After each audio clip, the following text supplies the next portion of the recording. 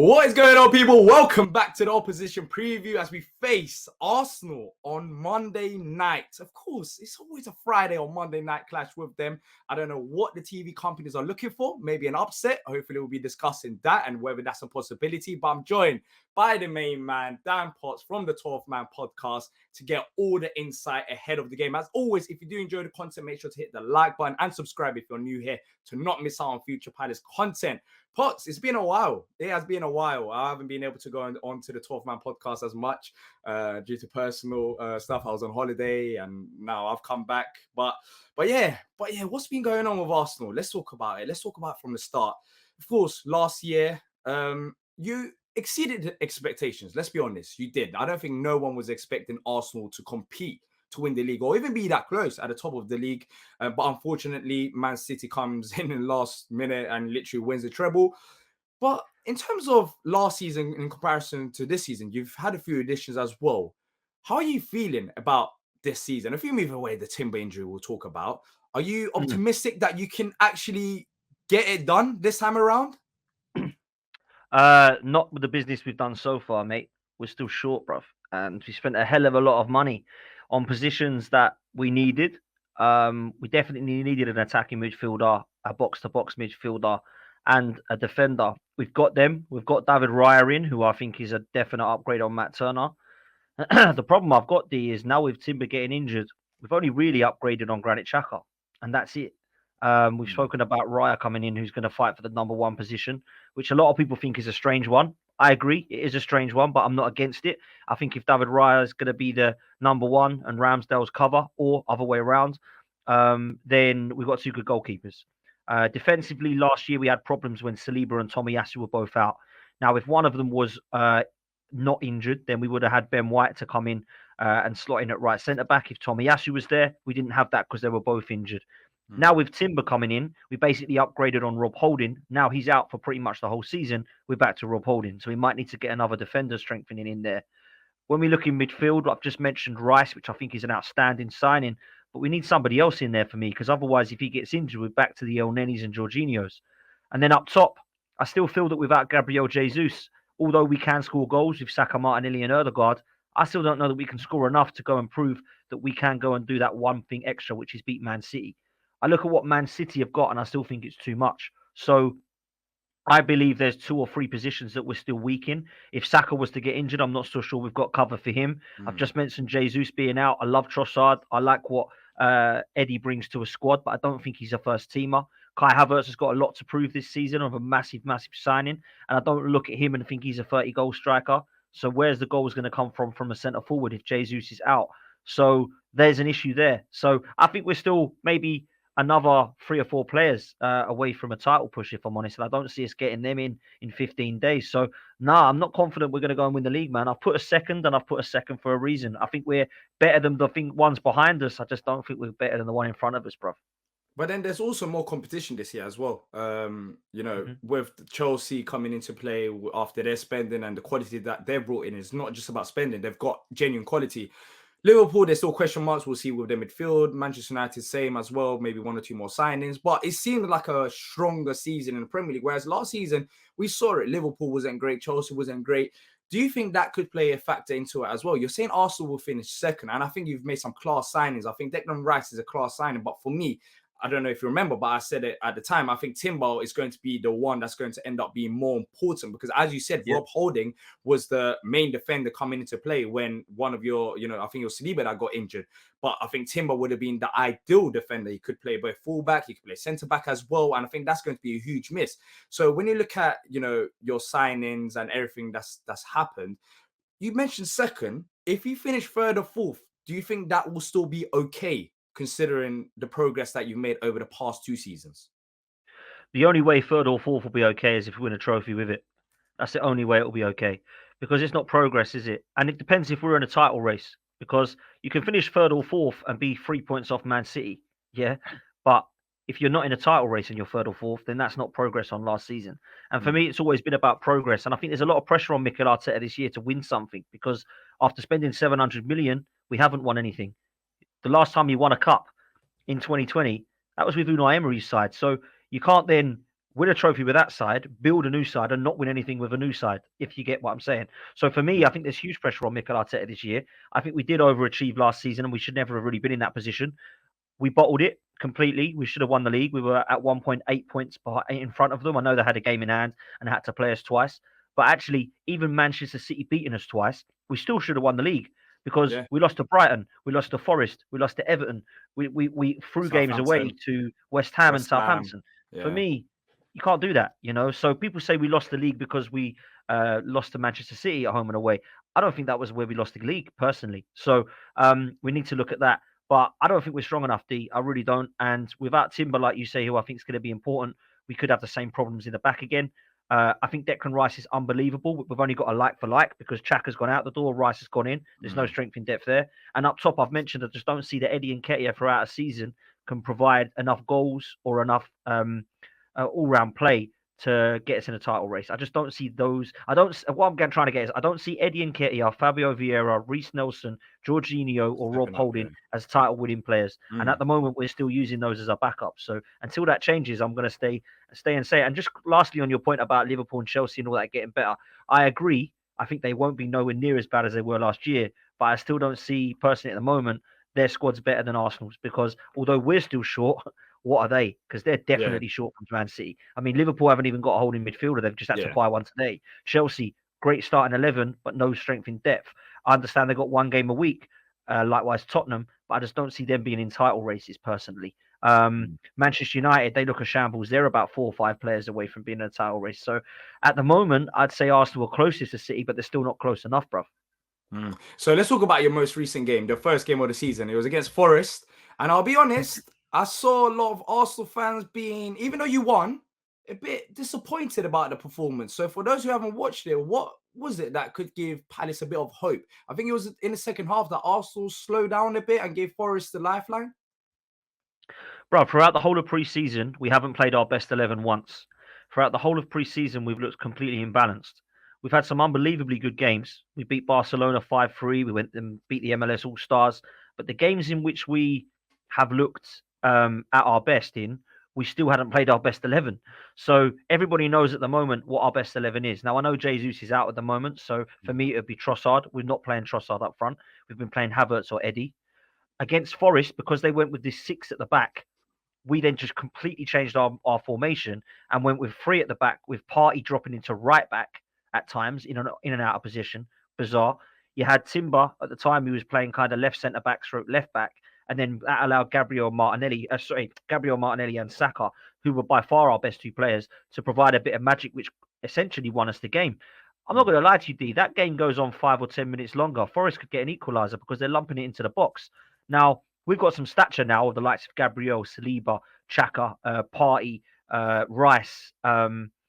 These players are big, is what I'm getting at. They never used to be. Maybe it wasn't years ago. It was like Fabregas, Cazorla, Torreira, all these guys that were quite miniature, weren't they? Now we've actually got some stature about us, so we can actually deal with some of the long balls. But the formation was just a bit of a strange one for me. And in the second half, we just went dead. It was flat. The players looked exhausted. Eddie Nketiah looked like he'd run out of gas. So had Havertz. Saka and Martinelli had, to be fair. Now, we were okay now because we could bring on the likes of Trossard and Smith Rowe. So we've got a little bit of strength in depth there, but it still isn't enough. And if Palace set up the way that I expect them to do, we can't set up like that, because for me, that is allowing Palace to utilize what I think they've got attributes for, which is big physical presence, whacking balls into boxes, getting big people on the end of it. And I think that's how Palace will look at getting a point out of this game. So I think we've got to set up with our best formation, which I think is 4-3-3. And I think that Trossard has to start this game up top, because for me, he's been phenomenal. We did a behind the doors closed friendly yesterday. We beat Luton 3-0. He scored another 2 goals. That's about 6 goals he scored throughout pre-season to now. And he still can't get in the first one, man. Yeah, mad. I mean, being Luton it's not easy. 3-0, hats off to you lot.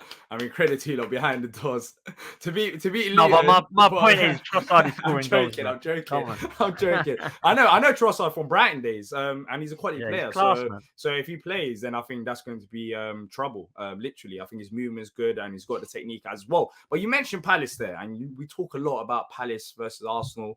Not in terms of comparison. I know you like to compare both teams. I don't know why. But literally, with Palace, what do you make of them? What do you make of them this season? What do you make of the drama that's been going on with Zaha, with transfers, Roy, do you think we can achieve top 10, mid-table? Can we stay up? How do you see this Palace squad? The biggest thing that Palace could have done was to keep hold of Elise. That is a massive U-turn, man. And for Palace, that is a superb. Now, listen, he's probably going to leave in a couple of years, but at least now he's not going to leave for pittance. Do you know what I mean? That's a really good deal for Palace, and I think Wait. along with You thought he was worth how much? Because now we're here. that, Now we're on this channel. You can let people know how much you think Elise is worth. Because when I was saying the figures, you were yeah, saying no, he's there's not no worth way. You were laughing 75 that off. million, like you were saying, or whatever it was. Okay, so He's so not it's worth worth 75 million. yeah, but it's worth much more than 35. How Yeah, he's much is he worth more worth than then? 35. I think I said at the time on my show that he was between 40 and 45 million, and you said he was 70 odd. That's still less. So I would say this Yeah. crazy transfer market we're in, I would probably accept that Palace would want closer to 50 to 55 now because of the way that the transfer market's moved on. 70. But 70. 70, Yeah. 75 is a Yeah. mad Yeah. figure. Yeah. Anyway, that is a good bit of business from Palace. I actually think your best player this season is going to be Eze. Um, Mm, and the reason I say that is because as much as I love Patrick Vieira, for whatever reason, he just didn't fancy Eze in that midfield, did he? He just always seemed to go for like Schlupp mm, or at the time, I think he had another lad that was going for ahead of him. So I'm like, where's that all about? For me, he's clearly one of your better players. I like Elise a lot, and I think Elise's ceiling is probably higher, but Eze's in far behind him, man. I think this player is an absolute baller. So for me, now you've lost Zaha, you're going to need somebody to come in and replace the goals and the creativity that Zaha brought for you. Was unbelievable player for the last few years for Palace. I think Eze can do that, and I think Elise can, and I think goals by committee is where Palace are at. For me, what Palace have always lacked is that reliable 15 goal a season striker because Jordan Ayew can't quite get to 15, Mateta can't quite get to 15, Edouard can't quite get to 15. So is one of those guys going to step up, or are you going to look to try and get another centre forward in? You know, there was mm. rumours that Eddie Nketiah and Balogun were on your radar. I don't know if that's kind of gone dead now. But Yeah. would one of those be better than what you've got? I don't know. Maybe they would. But I have made of Palace. For me, your strength is your centre backs and your midfield now because you've got a great partnership in Anderson and Guehi, right? I think everybody agrees that them two are class. I think Lerma and Decore are going to be beasts, man. I think They they're going to are. be beasts, and I like what Eze and Elise do. I think your first 11 is actually looking all right, D. You haven't really got much strength in depth, in my opinion, but for one game a week, I don't think you have too bad, man. So where can you finish? Under Roy Hodgson, who proven that he knows what he's doing at Palace and he's never going to get relegated. I think you can get sort of pushed for towards top half for sure, man. Yeah, I think you made an interesting point. I think that Lerma Decore combination is going to Yeah. be very exciting. We saw it against Sheffield United as well. And in this game, I think that is the main difference that you're going to see. Palace are actually going to have a midfield three that complement each other's games perfectly, which we haven't had last season. Last season, we had other midfielders, but our main midfielder was Decore. Decore at times was running the show by himself. We just didn't have midfielders. We didn't replace, James McCarthy. I know he's left now, but he's out injured. There was other problems as well. Conor Gallagher that we were speaking about. But now we've actually got our midfield three sorted. It should be Lerma, Decore, Eze. And Decore, I'll be honest, I think it's going to be a different game. But when you face Declan Rice at West Ham, you had a decent game against him. So I'm actually, in a way, excited about this game. I wonder how our midfield three is going to fare against Arsenal. Of course, your midfield is better than ours, but I think our midfield is stronger now to at least compete, whereas before, our midfield would easily be overrun because we just didn't have the quality around it. But in terms of I like do think the play, it'll be yeah, one in midfield this game. I really do. I think with Partey, Odegaard, and Rice, who I think is how he's set up. I hope it's how he's set up against Lerma and Decore and Eze. I guess it will be that is going to be a very good battle because I think Eze is a baller. I think the pair of them are absolute monsters, and I think Rice and Partey are as well. And I think technically we're better, of course. But I think sometimes it ain't about that wins you the game. If you can literally have set up in a way where you can just dominate and keep everything out, which is what I think both of those can do, then it could be a problem. I think this game could be won in midfield, man. yeah, literally. But that's the problem. In attack, keeping Elise is fantastic. And that's why the mood has changed. I think the fans are going to be up for this game. Before, I'll be honest, the whole week, apart from Elise signing new deal, it was a bit frustrating. It was a bit frustrating being a Palace fan. It's like Decore is going to leave, Elise is going to leave, this and that. But the fans are actually excited now. The mood has changed around the club. And because it's Monday night at Selhurst, our first home game of the season as well, I think it should be exciting. But before we talk about predictions, one player that you pick out for, or one battle. For me, I think it'll be Martinelli versus Joe Ward. That's the most interesting one. I think that's the area of the pitch where you can potentially win. And I think Saka against Mitchell will be interesting. But who should Palace be worried about going into this game? Is there anyone in form that's been playing well in pre-season and continuing it maybe against Forest as well, despite the performance dropping off in the second half? Or Well, to answer your question about who's been best in pre-season, you won't have to worry about it because it's Trossard and Timber. One of them's out, and the other one can't seem to play. But you always have to look at Saka and Martinelli, bruv. Like you have to look at them because they are so creative for us. They score goals. They're always like tenacious, so they never stop. Erdegaard can be in these sort of games dealt with, if I'm honest. I think Palace will look at Erdegaard and go, "Yeah, you're a problem." But I actually think with your midfield, you can probably try to cancel out some of his creativity and technical ability just through brutal force, basically, with the two monsters you've got in midfield. But I do think Saka and Martinelli against Ward and Mitchell, that's going to be. I fancy them both against them. I think Joel Ward. He's been a great servant to Crystal Palace, but I'd fancy Martinelli up against him. I'm a massive fan of Tariq Mitchell, by the way. I think he's a top talent. I really like him, and you know I do. And I think he could go on and be a very good left back. But Saka, man, like honestly, one of the best wingers in the league, if not the best. Do you think he's the best? I used to love Mahrez, but now he's gone. It's between him and Salah for me. Yeah, exactly. I think it's between him and Salah. I think you've got to give it to Mo Salah because of the consistency of the last 5-6 years. But Saka's right up there, man. I think if anybody was picking a team right now and saying, right, here's say 500 million, who are you going to go and have in your team that you fancy? I think people would pay for Saka over Salah because of his age. Yeah, I think that's so. Yeah. I think for me, Saka's right up there, man. He's the one you got to watch. But you know, the problem you've got is what is great with us at the moment is our first 11 is top quality, right? When we play our strongest side. And what you might do is then solely focus on Saka and then Erdegaard slips in, or you might solely focus on Martinelli and you leave Saka on that right hand side. Saliba and Gabriel need a good game because you have got some players that can cause problems through set pieces. You know, Mateta, I know you've laughed at before, but he's got size and presence. Obviously, Edouard has as well. He can't jump though. He can't jump. He's 6 foot and he can't jump. So I wouldn't be worried about Mateta. I'll be honest. I think Edouard scored a goal against Sheffield United. Yeah, Edouard's the one. Edouard surprised me about his performance, and that's why I'm looking at him in this game, is because he actually had decent link-up play. He actually was involved in the game. His body language seemed like he was switched on. He wanted it, and I would, wonder if he'd do the same. I thought he would have done better at Palace. I can't lie. I thought he would have. I thought he was going to do better. I thought he would have done better at Palace. Yeah, everyone did. I'll be honest with him. If he wants it, I think he's a quality player, but at times, I don't know what it is. He just seems a bit switched off. But hopefully, Roy would have a similar impact like he did with Eze, for example. Eze's confidence ever since Vieira's left has been boosted, and now he's in the England squad. He's doing well. In the last game, he's done well as well. Hopefully, it's the same impact for Edouard. But I'll be honest, our attack isn't that strong. But maybe on the counter, especially if you have Partey maybe starting at right back and going inverting, there might be spaces out wide, which we might try to exploit. But it'll be a difficult game. But talking about predictions now, Potts. Palace, Arsenal, Monday night at Selhurst Park. Surely you have to back your boys. How do you see it going?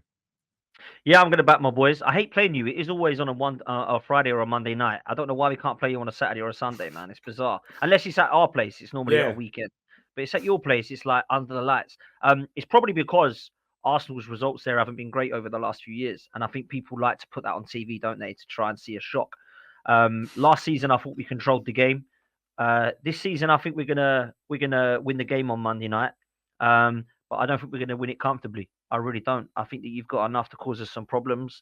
I do think that you'll be a threat from set pieces. So I'm gonna go 2-1 Arsenal, mate. I think we'll nick it. 2-1. I'm gonna go for 1-0. Give me the point. Give me the point right now. I'll take it. I'm gonna go for 1-0. Yeah, you'd take that, though, wouldn't you? You'd take that. 100%. I'll take that. I'm gonna go for a point against Arsenal at home.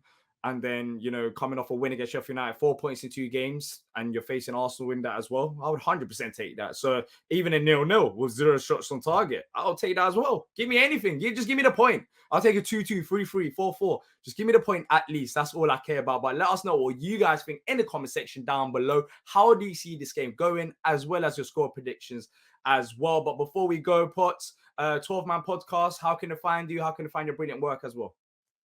Thanks, bro. Make sure you smash a like on this one and subscribe first, people, and help D and the guys out over on Back of the Nest. If you do want to follow me on my socials, it's at DanArsenal87 on Twitter and Insta.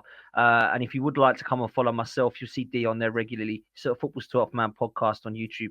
We're just heading up towards 12K now. So if you can make sure you come and help us with that, that'd be amazing, people. So thank you so much. And D, always a pleasure, brother. Hope you lose on Monday night. Yeah, that's not going to happen, is it? But anyways, it's good that Potts is still dreaming, even though it's an afternoon. Clearly, he hasn't woken up yet. But if you guys have enjoyed this, make sure to smash the like button and subscribe. That's it from me and Potts. And until next time, up the palace.